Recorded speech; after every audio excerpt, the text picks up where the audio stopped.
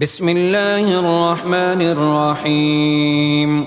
الحمد لله الذي أنزل على عبده الكتاب ولم يجعل له عوجا قيما لينذر بأسا شديدا من لدنه ويبشر المؤمنين الذين يعملون الصالحات أن لهم أجرا حسنا ماكثين فيه أبدا وينذر الذين قالوا اتخذ الله ولدا ما لهم به من علم ولا لآبائهم كبرت كلمة تخرج من أفواههم إن يقولون إلا كذبا فلعلك باخع نفسك على آثارهم إن لم يؤمنوا بهذا الحديث أسفا.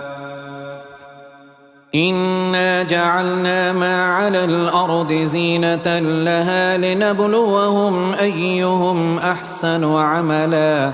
وإنا لجاعلون ما عليها سعيدا جرزا. أم حسبت أن أصحاب الكهف والرقيم كانوا من آياتنا عجبا إذ أوى الفتية إلى الكهف فقالوا ربنا آتنا من لدنك رحمة وهيئ لنا من أمرنا رشدا. فضربنا على آذانهم في الكهف سنين عددا ثم بعثناهم لنعلم أي الحزبين أحصى لما لبثوا أمدا. نحن نقص عليك نبأهم بالحق إنهم فتية آمنوا بربهم وزدناهم هدى وربطنا على قلوبهم إذ قاموا فقالوا ربنا رب السماوات والأرض لن ندعو من دونه إلها لقد قلنا إذا شططا. هؤلاء قوم اتخذوا من دونه آلهة لولا يأتون عليهم بسلطان بين فمن أظلم ممن افترى على الله كذبا. وإذ اعتزلتموهم وما يعبدون إلا الله فاووا إلى الكهف ينشر لكم ربكم من رحمته ويهيئ لكم من أمركم مرفقا. وترى الشمس إذا طلعت تزاور عن كهفهم ذات اليمين وإذا غربت تقرضهم ذات الشمال وهم في فجوة منه ذلك من آيات الله. من يهد الله فهو المهتد ومن يضلل فلن تجد له وليا مرشدا. وتحسبهم أيقاظا وهم رقود ونقلبهم ذات اليمين وذات الشمال وكلبهم باسط ذراعيه بالوصيد لو اطلعت عليهم لوليت منهم فرارا ولملئت منهم رعبا. وكذلك بعثناهم ليتساءلوا بينهم قال قائل منهم كم لبثتم قالوا لبثنا يوما أو بعد يوم قالوا ربكم أعلم بما لبثتم فابعثوا أحدكم بورقكم هذه إلى المدينة فلينظر أيها أزكى طعاما فليأتكم برزق منه وليتلطف ولا يشعرن بكم أحدا إنهم إن يظهروا عليكم يرجموكم أو يعيدوكم في ملتهم ولن تفلحوا إذا أبدا وكذلك أعصرنا عليهم ليعلموا أن وعد الله حق وأن الساعة لا ريب فيها إذ يتنازعون بينهم أمرهم فقالوا بنوا عليهم بنيانا ربهم أعلم بهم قال الذين غلبوا على أمرهم لنتخذن عليهم مسجدا سيقولون ثلاثة رابعهم كلبهم ويقولون خمسة سادسهم كلبهم رجما بالغيب ويقولون سبعة وثامنهم كلبهم قل ربي أعلم بعدتهم ما يعلمهم إلا قليل فلا تمار فيهم إلا مراء ظاهرا ولا تستفت فيهم منهم أحدا ولا تقولن لشيء إني فاعل ذلك غدا إلا أن يشاء الله واذكر ربك إذا نسيت وقل عسى أن يهديني ربي لأقرب من هذا رشدا ولبثوا في كهفهم 300 سنين وازدادوا 9 قل الله أعلم بما لبثوا له غيب السماوات والأرض أبصر به وأسمع ما لهم من دونه من ولي ولا يشرك في حكمه أحدا واتل ما أوحي إليك من كتاب ربك لا مبدل لكلماته ولن تجد من دونه ملتحدا واصبر نفسك مع الذين يدعون ربهم بالغداة والعشي يريدون وجهه ولا تعد عيناك عنهم تريد زينة الحياة الدنيا ولا تطع من أغفلنا قلبه عن ذكرنا واتبع هواه وكان أمره فرطا وقل الحق من ربكم فمن شاء فليؤمن ومن شاء فليكفر إنا أعتدنا للظالمين نارا أحاط بهم سرادقها وإن يستغيثوا يغاثوا بماء كالمهل يشفي الوجوه بئس الشراب وساءت مرتفقا إن الذين آمنوا وأملوا الصالحات إنا لا نضيع أجر من أحسن عملا أولئك لهم جنات عدن تجري من تحتهم الأنهار يحلون فيها من أساور من ذهب ويلبسون ثيابا حزرا من سندس واستبرق متكئين فيها على الأرائك نعم الثواب وحسنت مرتفقا واضرب لهم مثل الرجلين جعلنا لأحدهما جنتين من أعناب وحففناهما بنخل وجعلنا بينهما زرعا كلتا الجنتين آتت أكلها ولم تظلم منه شيئا وفجرنا خلالهما نهرا وكان له ثمر فقال لصاحبه وهو يحاوره أنا أكثر منك مالا وأعز نفرا ودخل جنته وهو ظالم لنفسه قال ما أظن أن تبيد هذه أبدا وما أظن الساعة قائمة ولئن رددت إلى ربي لأجدن خيرا منها منقلبا قال له صاحبه وهو يحاوره أكفرت بالذي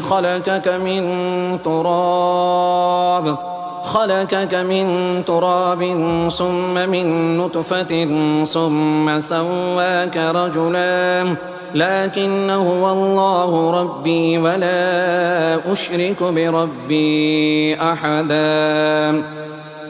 ولولا إذ دخلت جنتك قلت ما شاء الله لا قوة إلا بالله إن ترني أنا أقل منك مالا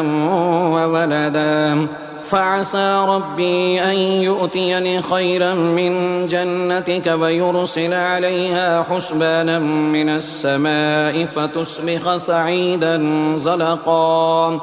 أو يصبح ماؤها غورا فلن تستطيع له طلبا وأحيط بثمره فأصبح يقلب كفيه على ما أنفق فيها وهي خاوية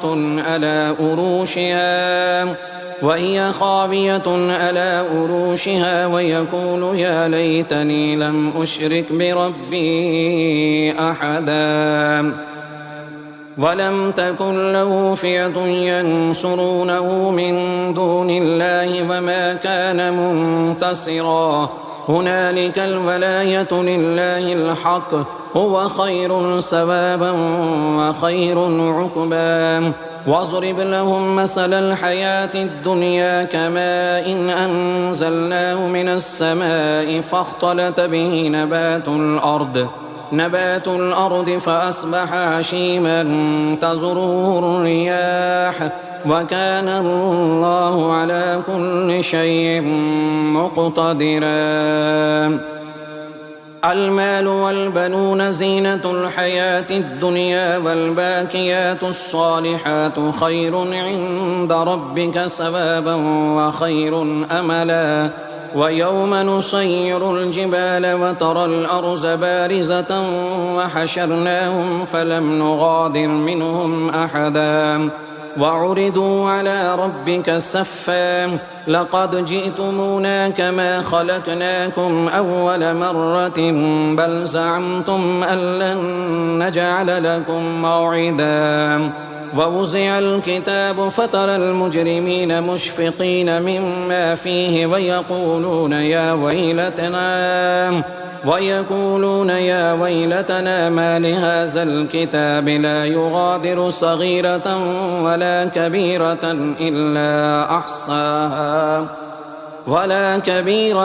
إلا أحصاها ووجدوا ما عملوا حاضرا ولا يظلم ربك أحدا وإذ قلنا للملائكة اسجدوا لآدم فسجدوا إلا إبليس كان من الجن ففسق عن أمر ربه أفتتخذونه وذريته أولياء من دوني وهم لكم عدو بئس للظالمين بدلا ما أشهدتم خلق السماوات والأرض ولا خلق أنفسهم وما كنت متخذ المضلين عضدا ويوم يقول نادوا شركائي الذين زعمتم فدعوهم فلم يستجيبوا لهم وجعلنا بينهم موبقا ورأى المجرمون النار فظنوا أنهم مواقعوها ولم يجدوا عنها مصرفا ولقد صرفنا في هذا القرآن للناس من كل مثل وكان الإنسان أكثر شيء جدلا وما منع الناس أن يؤمنوا إذ جاءهم الهدى ويستغفروا ربهم إلا أن تأتيهم سنة الأولين أو يأتيهم العذاب قبلا وما نرسل المرسلين إلا مبشرين ومنذرين ويجادل الذين كفروا بالباطل ليدحضوا به الحق واتخذوا آياتي وما أنذروا هزوا ومن أظلم ممن ذكر بآيات ربه فأعرض عنها ونسي ما قدمت يداه إنا جعلنا على قلوبهم أكنة أن يفقهوا وفي آذانهم وقرا وإن تدعهم إلى الهدى فلن يهتدوا إذا أبدا وربك الغفور ذو الرحمة لو يؤاخذهم بما كسبوا لعجل لهم العذاب بل لهم موعد لن يجدوا من دونه موئلا وتلك القرى أهلكناهم لما ظلموا وجعلنا لمهلكهم موعدا وإذ قال موسى لفتاه لا أبرح حتى أبلغ مجمع البحرين أو أمضي حقبا فلما بلغا مجمع بينهما نسيا حوتهما فاتخذ سبيله في البحر سربا فلما جاوزا قال لفتاه آتنا غداءنا لقد لقينا من سفرنا هذا نصبا قال أرأيت إذا أوينا إلى الصخرة فإني نسيت الحوت وما أنسانيه إلا الشيطان أن أذكره واتخذ سبيله في البحر عجبا قال ذلك ما كنا نبغي فارتدا على آثارهما قصصا فوجدا عبدا من عبادنا آتيناه رحمة من عندنا وعلمناه من لدنا علما قال له موسى هل أتبعك على أن تعلمني مما علمت رشدا قال إنك لن تستطيع معي صبرا وكيف تصبر على ما لم تحط به خبرا قال ستجدني إن شاء الله صابرا ولا أعصي لك أمرا قال فإن اتبعتني فلا تسألني عن شيء حتى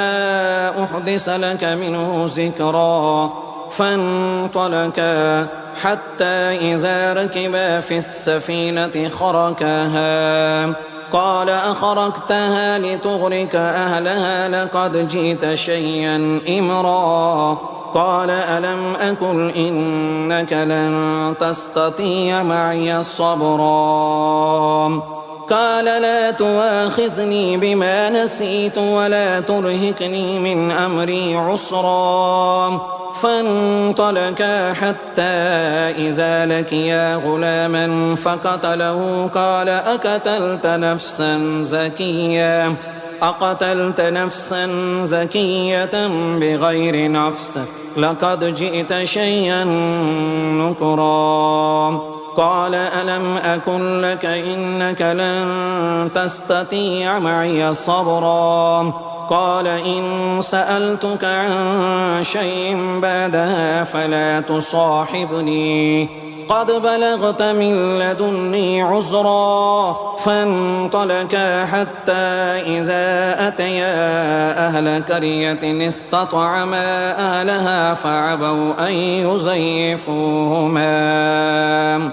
أن يزيفوهما فوجدا فيها جدارا يريد أن ينقض فأقاما. قال لو شئت لاتخذت عليه أجرا. قال هذا فراق بيني وبينك سأنبئك بتأويل ما لم تستطع عليه صبرا. أما السفينة فكانت لمساكين يعملون في البحر فأردت أن أعيبها وكان وراءهم ملك يأخذ كل سفينة غصبا. وأما الغلام فكان أبواه مؤمنين فخشينا أن يرهقهما طغيانا وكفرا فأردنا أن يبدلهما ربهما خيرا منه زكاة وأقرب رحما. وأما الجدار فكان لغلامين يتيمين في المدينة وكان تحته كنز لهما وكان أبوهما صالحا فأراد ربك أن يبلغا أشدهما ويستخرجا كنزهما رحمة من ربك وما فعلته عن أمري ذلك تأويل ما لم تسطع عليه صبرا. ويسألونك عن ذي القرنين قل سأتلو عليكم منه ذكرا. إنا مكنا له في الأرض وآتيناه من كل شيء سببا حتى إذا بلغ مغرب الشمس وجدها تغرب في عين حمية ووجد عندها قوما. قلنا يا ذا القرنين إما أن تعذب وإما أن تتخذ فيهم حسنا. قال أما من ظلم فسوف نعذبه ثم يرد إلى ربه فيعذبه عذابا نكرا. وأما من آمن وعمل صالحا فله جزاء الحسنى وسنقول له من أمرنا يسرا. ثم أتبع السببا حتى إذا بلغ مطلع الشمس وجدها تطلع على قوم لم نجعل لهم من دونها سترا. كذلك وقد أحطنا بما لديه خبرا. ثم أتبع سببا حتى إذا بلغ بين الصدين وجد من دونهما قوما لا يكادون يفقهون قولا. قالوا يا ذا القرنين إن يأجوج ومأجوج مفسدون في الأرض فهل نجعل لك خرجا على أن تجعل بيننا وبينهم سدا. قال ما مكني فيه ربي خير فأعينوني بقوة أجعل بينكم وبينهم ردما. آتوني زبر الحديد حتى إذا ساوى بين الصدفين قال انفخوا حتى إذا جعله نارا قال آتوني أفرغ عليه قطرا. فما استطاعوا أن يزهروه وما استطاعوا له نكبا. قال هذا رحمة من ربي فإذا جاء وعد ربي جعله دكاء وكان وعد ربي حقا. وتركنا بعدهم يومئذ يموج في بعد ونفح في الصور فجمعناهم جمعا. وأردنا جهنم يومئذ للكافرين عرضا الذين كانت أعينهم في غطاء عن ذكري وكانوا لا يستطيعون السمع. أفحسب الذين كفروا أن يتخذوا عبادي من دوني أولياء إنا أعتدنا جهنم للكافرين نزلا قل هل ننبئكم بالأخسرين أعمالا الذين زل سعيهم في الحياة الدنيا وهم يحسبون أنهم يحسنون صنعا أولئك الذين كفروا بآيات ربهم ولقائه فحبطت أعمالهم فلا نقيم لهم يوم القيامة وزنا ذلك جزاؤهم جهنم بما كفروا واتخذوا آياتي ورسلي هزوا إن الذين آمنوا وعملوا الصالحات كانت لهم جنات الفردوس نزلا خالدين فيها لا يبغون عنها حولا قل لو كان البحر مدادا لكلمات ربي لنفد البحر قبل أن تنفد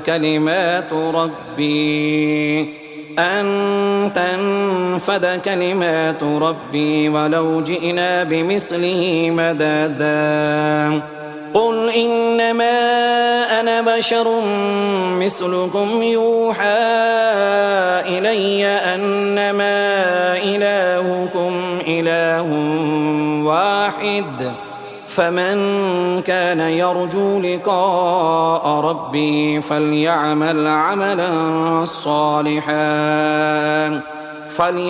عملا صالحا ولا يشرك بعبادة ربه